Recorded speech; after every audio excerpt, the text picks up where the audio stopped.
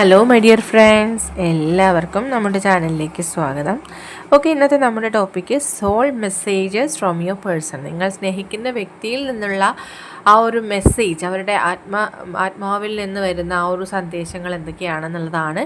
വീഡിയോയിലേക്ക് പോകുന്നതിന് മുമ്പായിട്ട് ഈ ചാനൽ ഇതുവരെ സബ്സ്ക്രൈബ് ചെയ്യാത്ത ആരെങ്കിലും ഉണ്ടെങ്കിൽ ദയവായിട്ട് സബ്സ്ക്രൈബ് ചെയ്യുക.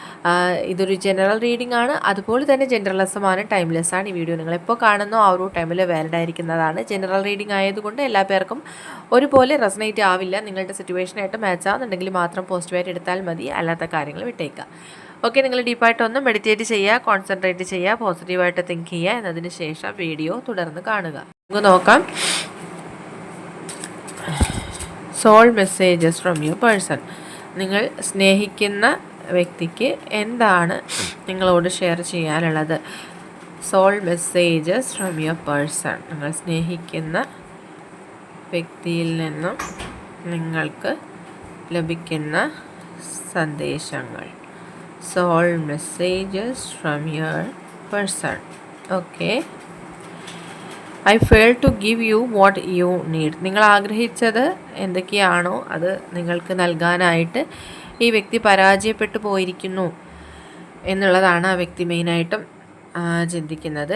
And I have never felt A passion this intense. ഇത്രയും ഇൻറ്റൻസ് ആയിട്ടുള്ളൊരു പാഷൻ അവർക്ക് ഒരിക്കലും ഒരാളോടും ഫീൽ ഉണ്ടായിട്ടില്ല. അല്ലെങ്കിൽ ഒരു തരത്തിലുള്ള റിലേഷൻഷിപ്പും, അതായത് ഇപ്പോൾ ഫാമിലിയിലോടുള്ള ആ ഒരു ഇൻറ്റൻസിറ്റി, സ്നേഹത്തിൻ്റെ ഇൻറ്റൻസിറ്റി വെച്ച് നോക്കുകയാണെന്നുണ്ടെങ്കിൽ പോലും ഈ ഒരു പേഴ്സണ് നിങ്ങളോടുള്ള ആ ഒരു അടുപ്പം എന്ന് പറയുന്നത് അത്രയും ഇൻറ്റൻസ് ആയിട്ടുള്ള ഒന്ന് ആയിട്ട് അവർക്ക് കമ്പയർ ചെയ്യാൻ പറ്റില്ല. അത്രയും ഇൻറ്റൻസ് ആണ്, അതിൻ്റെ ആ ഒരു തീവ്രതയാണ് അവർ പറയുന്നത്.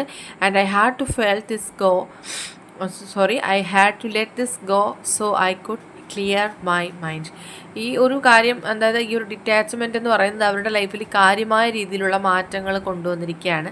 ഒരുപാട് കാര്യങ്ങൾ അവരുടെ മനസ്സിനെ ക്ലിയർ ആക്കാനായിട്ട് ഈ ഒരു ഡിസ്റ്റൻസ് സഹായിക്കുന്നു. അതായത് പലർക്കും ഇതൊരു നോ കോണ്ടാക്ട് സിറ്റുവേഷൻ ആയിരിക്കാം, അല്ലെങ്കിൽ ഈ പേഴ്സണും നിങ്ങളുമായിട്ട് എന്തെങ്കിലും തരത്തിലുള്ള കോൺഫ്ലിക്ട്സോ മറ്റോ നടന്നിട്ടുള്ള ഒരു സെപ്പറേഷനിലായിരിക്കാം. ആ ഒരു സെപ്പറേഷൻ വന്നപ്പോൾ മെയിൻലി അവരുടെ ഭാഗത്ത് തന്നെയായിരുന്നു മിസ്റ്റേക്ക് സംഭവിച്ചിട്ടുള്ളത്. അതുകൊണ്ട് തന്നെ ഈ ഒരു ഡിറ്റാച്ച്മെൻറ്റിലൂടെ അവർക്ക് അവരുടെ ഭാഗം കുറച്ച് ക്ലാരിറ്റിയോടുകൂടി അല്ലെങ്കിൽ അവരുടെ തെറ്റുകൾ തിരുത്താനായിട്ട് അവസരം ലഭിച്ചു. ആൻഡ് നെക്സ്റ്റ് വന്നിട്ടുള്ളത്, and the stress from this is draining me. ഈ ഒരു സാഹചര്യം കൊണ്ട് അവർക്ക് ഉണ്ടായിരിക്കുന്ന ആ ഒരു സ്ട്രെസ് എന്ന് പറയുന്നത് അവർ സഹിക്കാൻ പറ്റുന്നില്ല എന്നുള്ളതാണ്.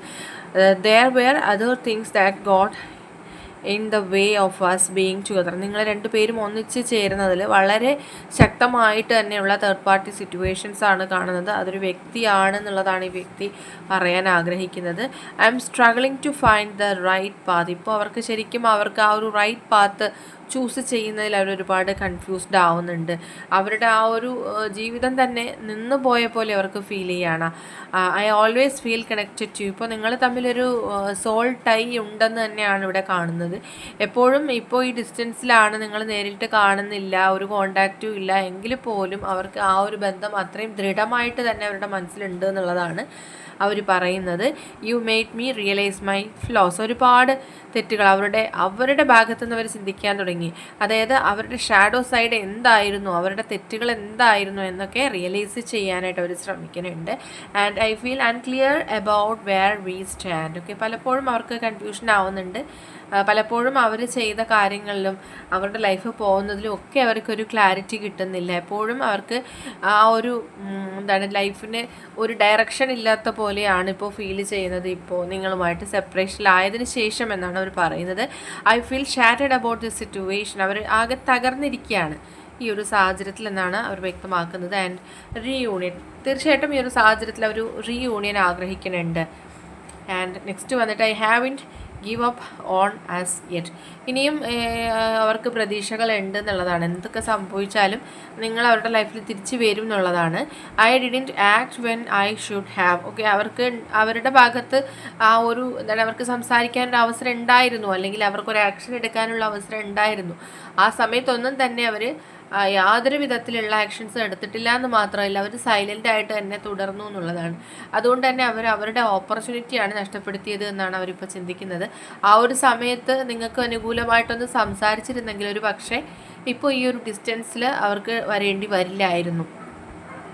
പക്ഷെ അവർക്ക് ആ ഒരു കോൺഫിഡൻസ് ഉള്ളത്, our love is always there despite the distance. ഇപ്പോൾ നിങ്ങൾ തമ്മിൽ ഡിസ്റ്റൻസിലാണ് അല്ലെങ്കിൽ ഒരുപാട് നാളായിട്ട് നോ കോണ്ടാക്റ്റിലാണെന്നുണ്ടെങ്കിലും ഒരു കാര്യങ്ങളും വെച്ചിട്ട് നിങ്ങളെ സെപ്പറേറ്റ് ചെയ്യാൻ കഴിയില്ല എന്ന് അവർ നിങ്ങളെ അറിയിക്കുന്നുണ്ട്.